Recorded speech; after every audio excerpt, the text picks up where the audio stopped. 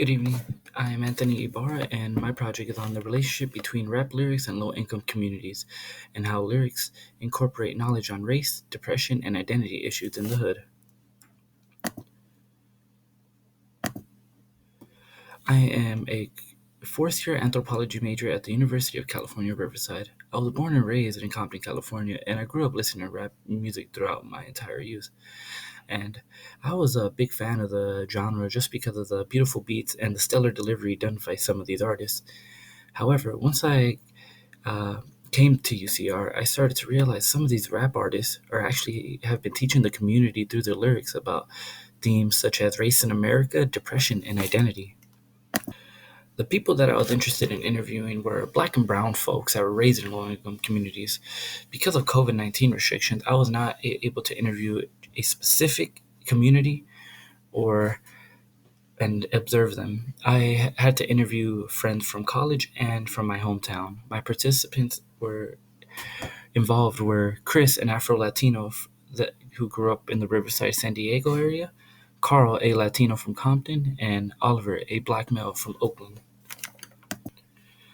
I did. I conducted each interview and began each one by asking for a brief introduction about themselves and their history and knowledge of rap. After I would get that information, I would ask them if they would like to listen and analyze these three songs: Changes by Tupac, by Wu-Tang Clan, and Fear by Kendrick Lamar.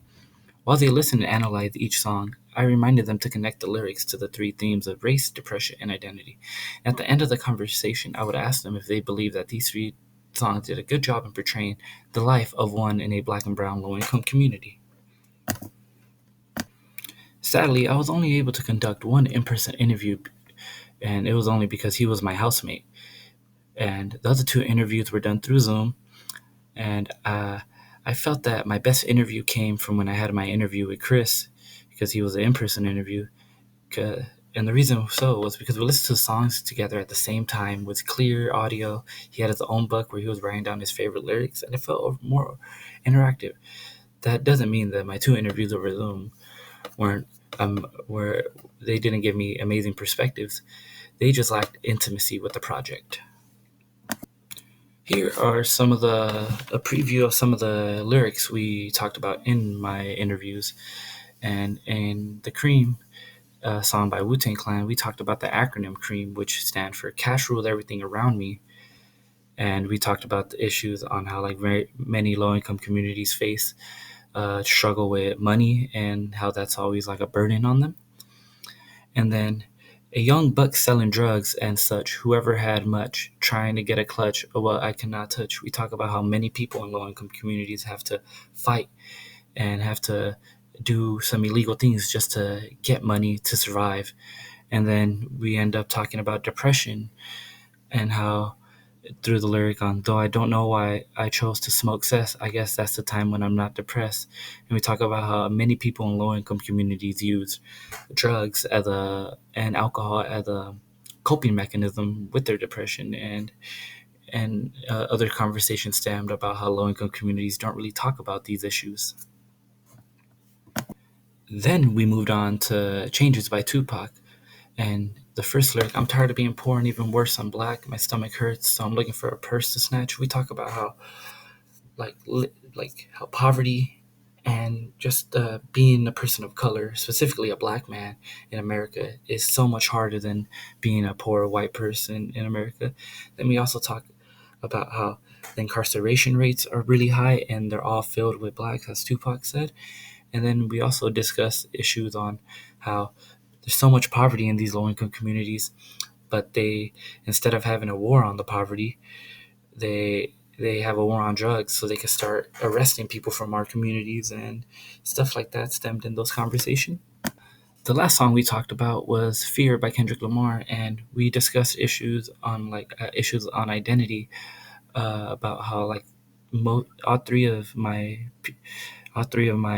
subject all three of my participants were able to relate to Kendrick Lamar's "I Beat Your Ass" monologue and his "I Probably Die" monologue, and we also talked about how the aspect of religion plays in low income communities. It was very interesting that Chris and Carl and Oliver, at the end of Listening to Fear, they all brought topics on how religion is a big part of low income communities. And Chris explains the story of Job and put himself in the shoes, talking about how, as a Afro Latino in college, he feels like there's still a way in that the hood could catch up to him and take all his hard work that he's done to strive, and it'll be taken away from him like nothing. And then Carl actually questioned why many people in the hood look for God's help when they're put in harsh situations. And that was a really good topic because it had me thinking that I do know a lot of people that are religious, and then they their only way to their only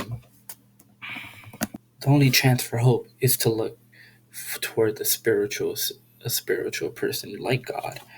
And Oliver talked about how people in our communities cope by either substance abuse or cope through religion whenever time life seems to hit him hard. And that was a very interesting perspective because I never really asked the question of religion towards them, but they all ended up talking about it. So it made me realize that that's something I should have looked into beforehand. Lastly, the anthropological research that I did came from Martin Stokesfield, and I used his definition of identity as not simply to self-sameness, but to the sameness of the self others, that is, to consciousness of sharing certain characteristics within a group.